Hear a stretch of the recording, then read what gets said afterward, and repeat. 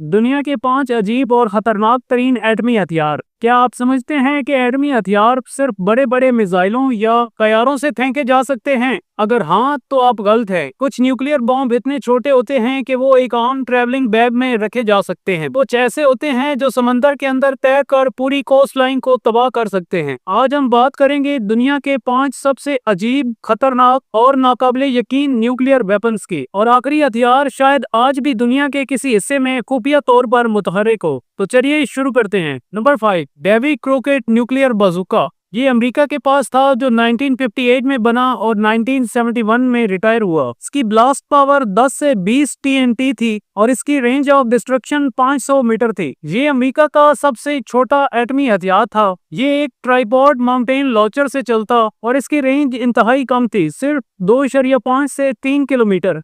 यानी जो फौजी इसको चलाता वो खुद इसकी जद में आ सकता था। ये हथियार सोवियत टैंकों को यूरोप में रोकने के लिए बनाया गया था, लेकिन ये हकीकत में इतना खतरनाक था कि बैटलफील्ड में इसको इस्तेमाल करना तकरीबन नामुमकिन था। आज भी कुछ लोग इसे इंतहाई बेकार लेकिन बेहद अनोखे न्यूक्लियर हथियारों में शुमार करते हैं। Number 4, B-53 the bunker buster from hello. ये भी अमेरिका के पास था जो 1962 में बना और 2011 में इसको रिटायर कर दिया गया। इसकी ब्लास्ट पावर 9 मेगाटन थी और इसका डिस्ट्रक्शन रेडियस 15 किलोमीटर से भी ज्यादा था। B-53 कोई आम बम नहीं था। ये खास तौर पर ऐसे डीप अंडरग्राउंड बंकर्स को तबाह करने के लिए बनाया गया था जहां दुश्मन के लीडर्स जंग के दौरान छुप सकते थे। ये इतना ताकतवर था कि इसका इस्तेमाल दुनिया भर में रेडियो एक्टिव फॉल आउट फैलाने का सबब बन सकता था। ये दहाइयों तक अमेरिका के आर्सेनल्स का हिस्सा रहा और अब भी तारीख के मौलिक तरीन न्यूक्लियर हथियारों में इसका नाम शामिल है। Number 3, the suitcase न्यूक the atomic briefcase. ये मुबैना तौर पर सोवियत यूनियन के पास था और ये 1970 से 80 के दरमियान बना।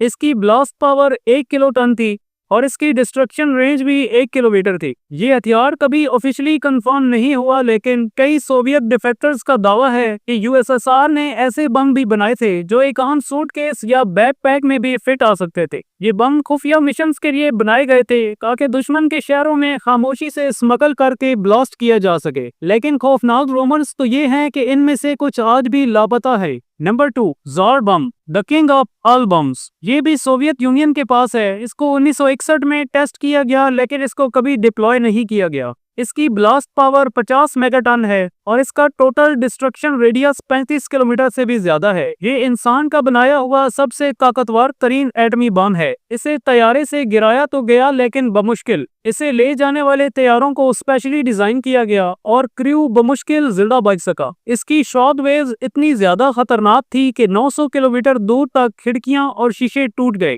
ये एक हथियार से ज्यादा फौक की डेमोन्स्ट्रेशन थी, लेकिन ये साबित करता है कि इंसान तबाही की इंतहा तक जा सकता है। Number 1, Poseidon the doomsday torpedo. ये रशिया के पास है और ये 2018 में रिवील हुआ। इसकी ब्लास्ट पावर 2 मेगाटन है और इसकी रेंज ज़ेरे आब 10 किलोमीटर से भी ज्यादा है। पोसीडन एक मिसाइल नहीं बल्कि एक ऑटोमेटिक अंडर वाटर ड्रोन है। ये एटमी तवानाई से चलने वाला न्यूक्लियर टॉर्पीडो है तो समंदर की तह में छुपकर हजारों किलोमीटर तैरता है। इसका मिशन किसी कोस्ट लाइन के करीब जाकर ब्लास्ट करना होता है और एक तबाहकुन रेडियो एक्टिव सुनामी के जरिए पूरे शहर को तबाह कर देना होता है। ये हथियार सिर्फ इमारतें नहीं गिराता बल्कि पूरे इलाके, माहौल और इंसानों के हौसले को भी तबाह कर देता है और कुछ रिपोर्ट्स के मुताबिक ये पहले से एक्टिव हो चुका है। तो दोस्तों, चाहे कोई पोर्टेबल सूटकेस न्यूक हो या समंदर के नीचे तैरती हुई कयामत, ये हथियार सिर्फ जंगें जीतने के लिए नहीं बनाए गए बल्कि दुनिया को हिला देने के लिए तख्लीक किए गए थे। इनमें से कुछ तारीख बन चुके हैं और कुछ अभी भी दुनिया के किसी गोशे में मौजूद हैं और कुछ शायद इसी लम्हे समंदर की गहराइयों में हरकत में हो।